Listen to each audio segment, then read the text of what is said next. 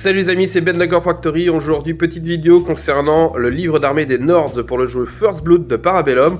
On va regarder un petit peu les règles d'armée et son contenu en termes de figurines et éplucher après les personnages, les unités de base, les restreintes, les monstres et voir tout ça en détail.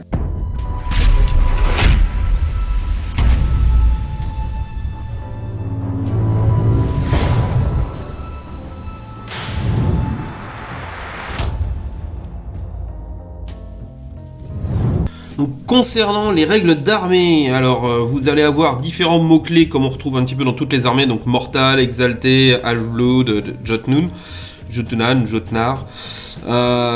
Ensuite, ils vont avoir une règle générique qui va impacter votre létalité, parce que tous les guerriers Nords vont lancer une attaque supplémentaire, ils vont gagner plus d'une attaque quand ils vont se faire une action de clash contre une unité ennemie qui est plus grande qu'elle. C'est qu'il y a des classes, il y a des tailles d'unités, l'infanterie en général est classe 2, et taille 2, pardon. Et du coup, dès que vous allez taper un adversaire qui est plus grand que vous allez gagner une attaque. Et ça fonctionne aussi, bien évidemment, pour les personnages qui participent à un duel. Donc dès que vous allez lancer des duels, les personnages vont gagner une attaque. Donc ça renforce un peu le côté brut des Nords. Les Nordiques, ils sont quand même basés sur le folklore viking, donc c'est les grosses brutes. Ensuite, ils ont une deuxième règle, le Blood of the Einherjar. Désolé pour la prononciation, c'est pas évident à prononcer le nordique. Quand vous êtes brisé, quand un guerrier nord est brisé et qu'il se rallie, il gagne immédiatement le droit de faire une marche de mi-mouvement. Il fait un mi-mouvement directement. Donc ça c'est plutôt cool. Toujours arrondi à l'entier supérieur, c'est pareil, ça reste dans la veine des vikings qui sont assez mobiles, assez létales, donc tout ça correspond bien à leur fluff. Commençons par les seigneurs de guerre. Ils vont être au nombre de 7. Donc vous allez avoir le Kunningir, le Jarl, le Bloodid, le Shaman, la Volva, le Vargir Lord et le Jotnar Sird. Je ne vais pas parler des retenues puisque les retenues, on va les éplucher un petit peu quand on va rentrer dans les détails des différentes unités. Commençons donc par le Kunningir. Donc c'est un mortal exalté, half-blood, infanterie, personnage. Lui, il est multicasquette. Donc il est à 145 points pour un personnage de taille 2. Il a mouvement 5, volet 3, clash 4, 4 attaques, 5 points de vie, 4 en resolve, 3 de défense, 2 d'évasion et 7 en résolution. En rayon de commandement, pardon. On voit que c'est déjà par rapport à ses caracs, c'est pas un personnage qui est là pour rigoler. Il a un très bon tanking avec une bonne resolve de 4 et une défense 3. Il est vraiment pas mal. L'évasion 2 au cas où, il est quand même sacrément tanky et 4 attaques à clash 4, il va pas rigoler du tout. Surtout qu'en règle spéciale, il a Cleave 2, il a le sans peur, il est indomptable et Living Legend. Indomptable, c'est que il ne subit jamais de malus en résolution suite au point de vie excédentaire qu'il va subir. Donc avec son clash 4, c'est fort. Avec son réseau 4, c'est fort. Le Living Legend, c'est une règle spécifique pour lui qui fait que chaque fois qu'il va tuer un personnage ou un monstre, tous les guerriers alliés dans sa portée de commandement vont gagner la règle inspirée immédiatement. Ils sont contents de voir leur patron faire le ménage. Donc très bon personnage déjà au niveau de ses stats. Donc en commandement abilities, il en a 2. La première, The Strand of the Einherjar. Le personnage gagne Smite et Juggernaut. Donc pour rappel, Juggernaut fait que c'est une action de combat que vous allez pouvoir faire pour repousser automatiquement votre adversaire. Donc ça c'est cool en termes de contrôle de zone, c'est-à-dire que vous êtes sur un objectif, votre adversaire aussi, mais lui il est côté extérieur de l'objet, au lieu de taper et risquer de le rater, vous pouvez dire j'assure le coup, je fais mon action de Juggernaut, et comme ça je le sors de la zone de contrôle et ça vous permet de gagner les points sur l'objet. Donc là en termes de contrôle de zone c'est vraiment pas mal. Et le Smite fait que vous allez automatiquement briser et repousser toutes les figurines que vous allez toucher. La deuxième règle de commandement habilité qu'il a, c'est le Might of Mayhem. Tous les guerriers dans la portée de commandement qui sont mortels vont gagner la règle brutale. Brutale fait que quand vous allez faire une charge et que vous avez la règle impact, même sans la règle impact, vous allez réduire la défense de l'adversaire de 1. Donc ça renforce un petit peu la létalité de tout ce qu'il va y avoir autour de vous. Continuons avec le Jarl, qui est un mortal exalté infanterie personnage pour 90 points. Il est de taille 2 bien évidemment, c'est de l'infanterie, toute pocket. Mouvement 5, volet 1, clash 3 et 3 attaques, 4 points de vie, 3 résolves, 2 de défense, 1 d'évasion et 6 en rayon de commandement. Des stacks un peu moins perf que son copain le Cunning Gear. Maintenant il coûte quand même beaucoup moins cher. En règle spé, il a un bouclier Cleave 1 et le War Horn. Action spéciale, le War Horn, action unique, c'est une action qui va permettre de rallier tous les ennemis du champ de bataille immédiatement. Il n'y a pas de question de portée. Donc ça c'est plutôt fort. Vous pouvez rallier tout le monde instantanément, quel que soit sur la table. Donc ça c'est cool. Ensuite, en règle de Commandement Abilities, il va en avoir 3. La Spearhead fait que tous les amis mortels dans sa portée de commandement gagnent tout simplement Impact +1. Donc ça, c'est pas mal. Ensuite, Battle Hardened. Tous les amis mortels vont gagner la règle Hardened. Donc, bien évidemment, dans sa portée de commandement. Hardened, pour rappel, fait que quand vous allez faire des 1 sur vos jets de blocage, vous allez gagner un dé supplémentaire. Ensuite, la Fury of the North. Les amis mortels, toujours guerriers, dans sa portée de commandement, vont gagner la contre-attaque. Contre-attaque fait que si vous êtes l'objet d'une attaque de l'adversaire au corps à corps et que vous ne subissez pas de points de vie, vous pouvez immédiatement repousser votre adversaire. Continuons avec le Bloodied, donc c'est un Half-Blood Infantry personnage pour 110 points de taille 2. Il va avoir un beau mouvement de 6, volet 2, Clash 3 et attaque 3, 4 points de vie, 3 en réseau, défense évasion de 2 et un rayon de commandement de 5. Là on est plus sur un personnage d'attrition, vous allez voir tout de suite avec son beau Cliff 3, Bloodlust, Tenace et Rend. Le Bloodlust fait que vous allez gagner plus une attaque si vous combattez contre plus d'ennemis. Et le Tenace fait que vous gagnez plus 1 en résolution si vous combattez contre plus d'ennemis. Donc lui, plus il y a d'ennemis, plus il est content. Ensuite, la règle Reine, c'est une règle spéciale unique pour ce personnage. C'est une action de clash unique. Tous les ennemis qui sont engagés avec lui vont prendre 2 touches de Cleave 1. Donc soit vous faites 1 contre 1 ou 2 contre 1, vous faites 3 attaques à clash 3, en Cleave 3. Donc là vous avez découpé. Ou alors si vous avez vraiment beaucoup de monde autour de vous, vous pouvez faire 2 attaques pour chaque 2 touches directement pour chaque ennemi à Cleave 1. Donc il peut gérer la masse sans trop de problème. Concernant ses command ability, il va en avoir 2, le champ de bataille. Les ennemis à portée de commandement vont tout simplement prendre -1 à leur caractère de résolution. Ensuite, la sauvage frénésie. Les amis Half-Blood guerriers dans la portée de commandement vont gagner la règle Unstoppable et Overrun. Avec tout ça, vos figurines elles vont tout simplement pouvoir se balader comme elles veulent en ignorant les zones de contrôle des adversaires. Tout simplement, elles peuvent rentrer et sortir des zones d'engagement comme elles le souhaitent grâce à l'Unstoppable. Et l'Overrun fait que quand vous allez détruire un adversaire, vous allez tout de suite pouvoir faire un mouvement de mi-caractéristique de marche. Continuons avec le sorcier de la bande, le chaman. C'est un mortel infanterie personnage spellcaster pour 70 points. De taille 2, il va avoir un mouvement de 5, une volée et un clash de 2, une attaque, 3 points de vie, résolve de 2, défense évasion de 1 et un rayon de commandement de 5. Vous voyez, il n'a pas des gros stats de guerrier, c'est normal, c'est un sorcier.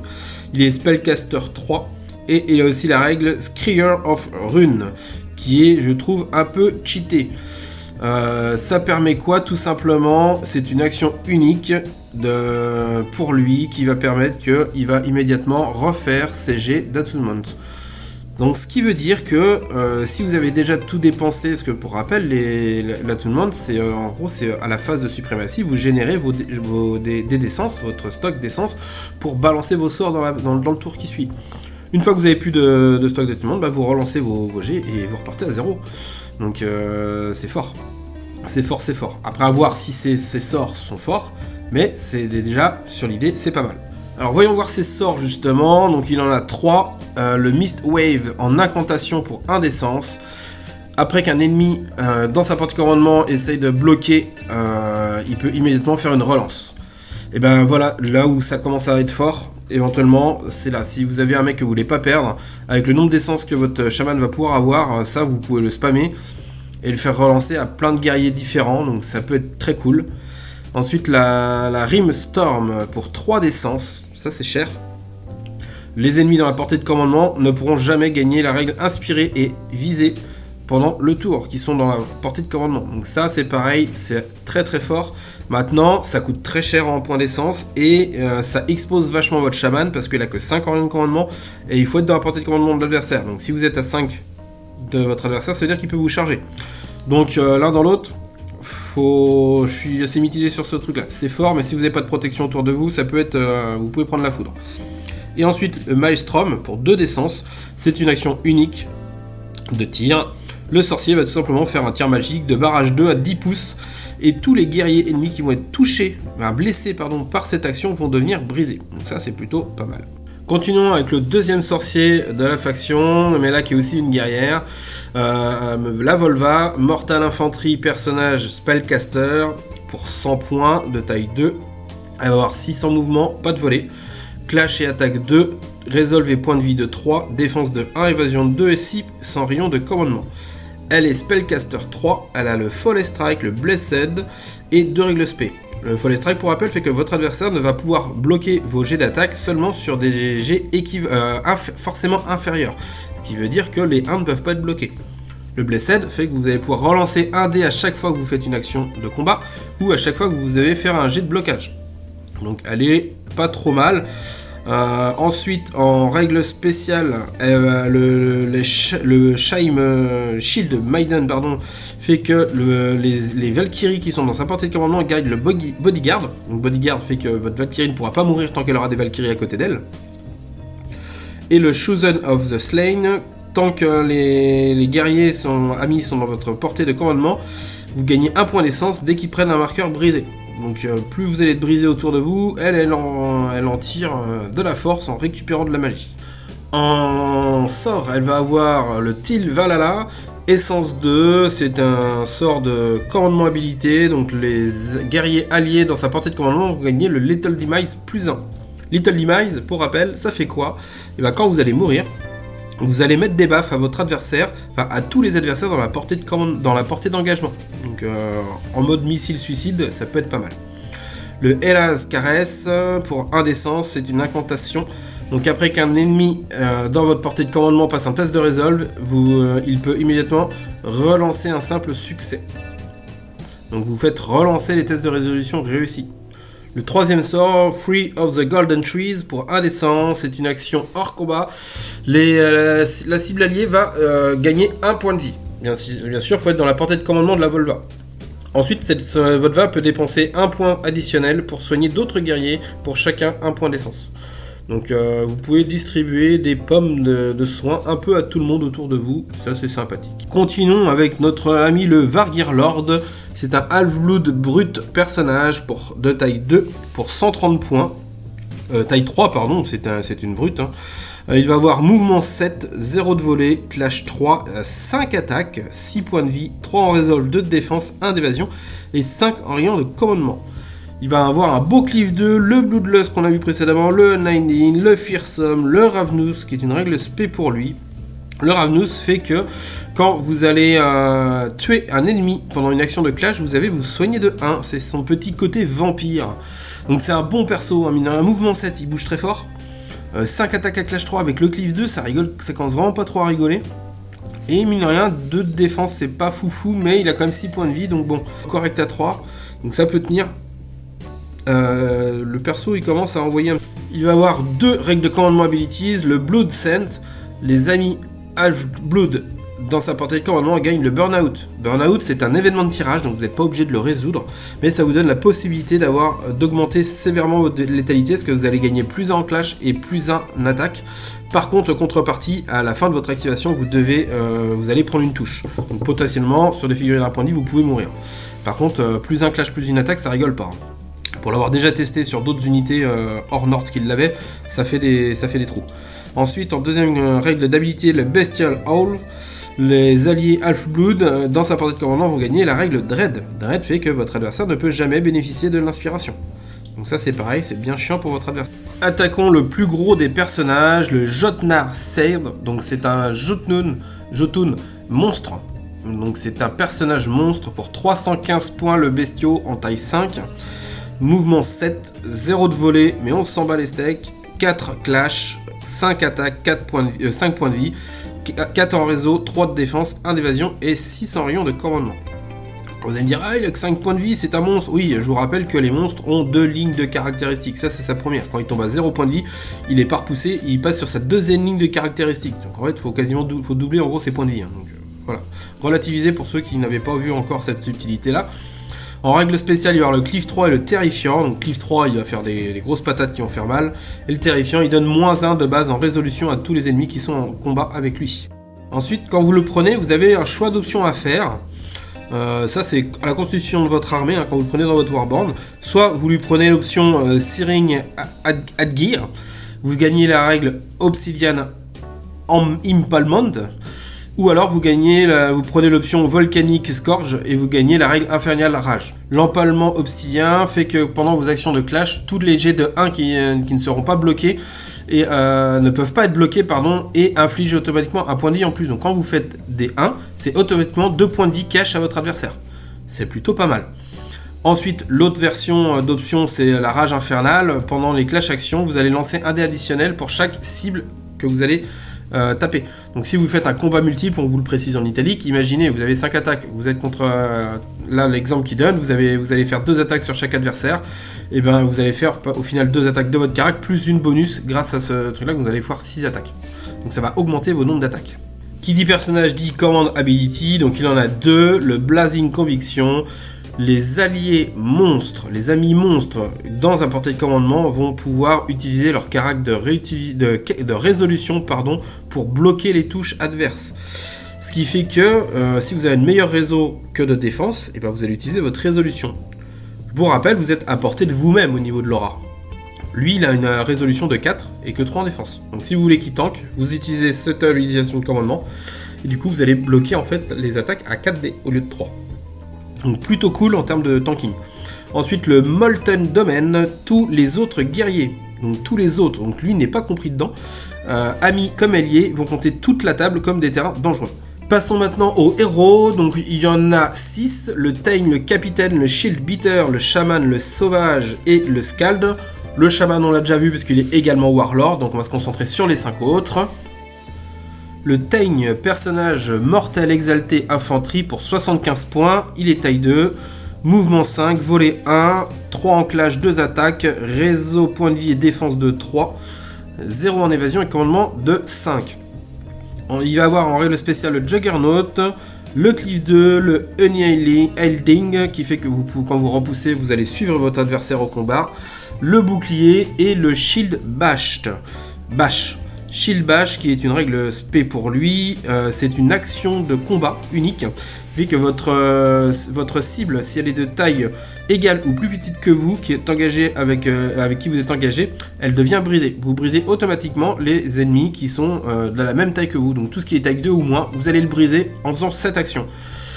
Donc c'est plutôt, ça peut être cool, ça peut être vraiment cool, parce que vous allez le briser derrière un combat qui va mettre une petite fléchette ou une petite baffe et il le tue. Il a une commandement ability, le mur de bouclier fait que les alliés exaltés vont pouvoir gagner la règle Bastion, bien sûr toujours dans la portée de commandement de cette figurine. Bastion fait que quand vous devez être repoussé, vous allez dire non, je reste là, je ne suis pas repoussé. Et en plus, effet qui se coule de la règle, il y a une deuxième petite truc, en plus tant que vous n'êtes pas engagé, tant que vous êtes engagé avec un seul ennemi, votre adversaire ne compte jamais comme étant chargé. Donc en fait vous enlevez les bénéfices de la charge tant que vous êtes engagé qui est qu'une seule figurine.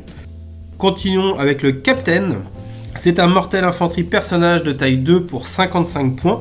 Il va avoir un mouvement de 5, une volée de 1, 2 en clash, 3 points de vie, 3 en attaque, 3 en resolve, un petit 2 en défense, pas d'évasion et un rayon de commandement de 5. C'est un personnage qui a la règle spéciale Cleave 1, Vanguard, et une règle spéciale pour lui, le Raiding Party. C'est un guerrier correct, c'est pas un foudre de guerre, maintenant il a 55 points. Son Raiding Party fait que les raiders de la Warband vont gagner la règle spéciale Vanguard. Et ça c'est plutôt cool parce qu'il n'y en a pas d'autres sinon dans l'armée a priori, donc la possibilité d'avoir le Vanguard sur une unité comme ça qui est pas très chère, que sont les raiders et qui sont quand même assez létaux pour leur coup en points, on va voir après. Bah c'est pas mal parce que le Vanguard, pour rappel, vous vous déployez à 9 pouces de votre carte de commandement et pas 3. Donc ça vous permet de vous éparpiller sur la table et bien faire chier votre adversaire. Ensuite, en commandement ability, il n'y en a qu'une, le Pillage and Plunder. Les amis mortels, dans sa portée de commandement, vont gagner la règle Flank. Flank fait que quand vous chargez un adversaire, une fois que vous êtes arrivé dans la zone de contrôle de votre adversaire, à la fin de cette action-là, vous vous placez n'importe où autour de lui. Vous n'êtes pas obligé de le rester là où vous êtes arrivé. Donc en termes de déplacement, déjà, si vous avez plusieurs figurines qui ont le flanc, ça vous permet de faire des charges à la suite sans jamais vous bloquer, parce que le premier qui charge, hop, il passe derrière, le deuxième il passe sur le côté, le troisième il vient sur le côté, de l'autre côté. Enfin, vous pouvez vraiment entourer une figurine facilement grâce à ça, et tout le monde peut faire des charges. Ensuite, le Shield Beater, c'est un personnage d'infanterie mortel pour 60 points en taille 2. Il va avoir un mouvement de 6, volée de 1. Clash 2, 3 attaques, 3 points de vie, réseau 2, défense 2, pas d'évasion, et un petit commandement de 4. Il va alors en règle spéciale Oblivious, Fleury, Shield, Berserker et barrage 1 à 6 pouces. C'est pas un gros tireur, c'est pas un gros guerrier non plus. Maintenant il vaut que 60 points, petit personnage de soutien comme d'habitude avec les héros. L'Oblivious par contre le rend relativement tanky parce que en fait vous allez pouvoir toujours tester votre résolution même quand vous êtes brisé. Donc malgré tout avec le 2 en réseau, c'est pas énorme mais ça permet quand même à chaque fois d'avoir une chance sur 3 de survivre quand même, quoi qu'il arrive. Le Fury pour rappel fait vous relancer les 6 en attrition, en clash. Le Shield vous relancez les 6 en défense. Et sa règle spéciale Berserker unique à lui-même fait que les ennemis engagés contre ce personnage ne peuvent pas bénéficier de la règle bouclier. Donc vous enlevez la relance des 6 à votre adversaire. Donc tout ça c'est pas énorme, maintenant c'est des petits buffs qu'on prend. Les différentes petites relances qu'il a, ça peut faire la blague au bon moment. Et en common ability, il en a qu'une, le Line Breaker fait que les alliés mortels dans sa portée de commandement, de 4 pour rappel, vont gagner Overwhelm. Overwhelm, c'est que vous allez faire relancer les jets de blocage de 1 à vos adversaires. Donc il aime bien les relances, c'est un bon petit personnage de soutien. Pour le prix, je pense qu'on va le voir. Enfin moi j'ai envie de le jouer en tout cas.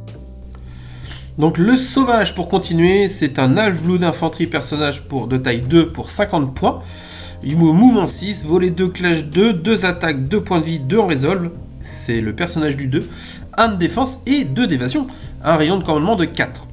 Donc, tout petit personnage, 50 points, il est pas cher. Il a des caracs pas énormes, il a que 2 points de vie. Maintenant, il a des petits tricks sympathiques. Pour le prix, je pense qu'il est vraiment intéressant. Et puis la fille, je trouve, elle c'est classe quand même. Le mec là, à moitié accroupi sur son rocher qui attend sa proie. Ça fait vraiment ça. En règle spéciale, il a le Vanguard et le flanc qu'on a eu précédemment.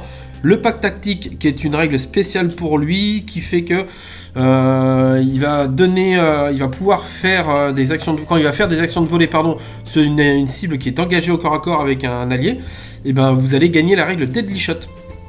Donc Deadly Shot fait que pour rappel vous faites relancer les tests de résolution réussis au tir face à vos fléchettes. Donc c'est pas mal parce qu'il a quand même barrage 2 à 12 pouces. C'est pas énorme mais il a volé 2 donc c'est pas trop mal. Et il a aussi la règle On the Pole. L'infanterie alliée va gagner, dans sa partie commandement, va gagner la règle Deft. Deft fait que vous relancez les 6 sur vos tirs. Donc c'est un tireur, il va booster vos tireurs. Et bien sûr, lui-même. Et en Command Ability, il a le Call the Hunt. Les alliés Half-Blood, dans sa portée de commandement, vont gagner la règle Opportuniste, qui fait que, pour rappel, si vous attaquez une cible qui est en infériorité numérique, vous allez gagner plus en clash. Donc, bon petit perso de soutien, franchement. Finissons pour les personnages avec le Skald, le joueur de cornemuse, le musicien de la bande, pour aller guerroyer en musique, le mortel exalté infanterie personnage de taille 2 pour 65 points. Il va avoir un mouvement de 5, 1 de volée, 2 en clash, 1 attaque, 2 points de vie, 3 en résolve, 2 de défense, 0 en évasion et un rayon de commandement de 6. Donc ça c'est plutôt cool. Donc c'est clairement un personnage de soutien, on va pas l'envoyer au combat, il a que 2 de défense, 2 points de vie, il a un clash et une volée de merde, il a aucune règle pour le corps à corps, mais par contre il a une superbe cornemuse. Donc ça n'a pas de prix. Et ça lui donne en règle spéciale le Fearless, donc il ignore en gros toutes les règles contre le moral, le Bardic Fortitude et le Lore Keeper. Donc le Bardic Fortitude, donc règle spé pour ce personnage, tous les alliés mortels dans sa portée de commandement, donc sa belle portée de commandement de 6 vont gagner le Fearless, le sans peur. Et ensuite le Lore Keeper, ce personnage ne peut jamais faire ou être la cible d'un duel. Donc voilà, lui vous le taperez pas. Donc ce perso a 2 command abilities, ce qui est plutôt rare pour un héros, ce qui prouve bien que c'est un vrai personnage de soutien. Donc il va avoir la Story Yet Untold, qui fait que tous les alliés mortels dans sa portée de commandement de 6 vont gagner du coup la règle tenace.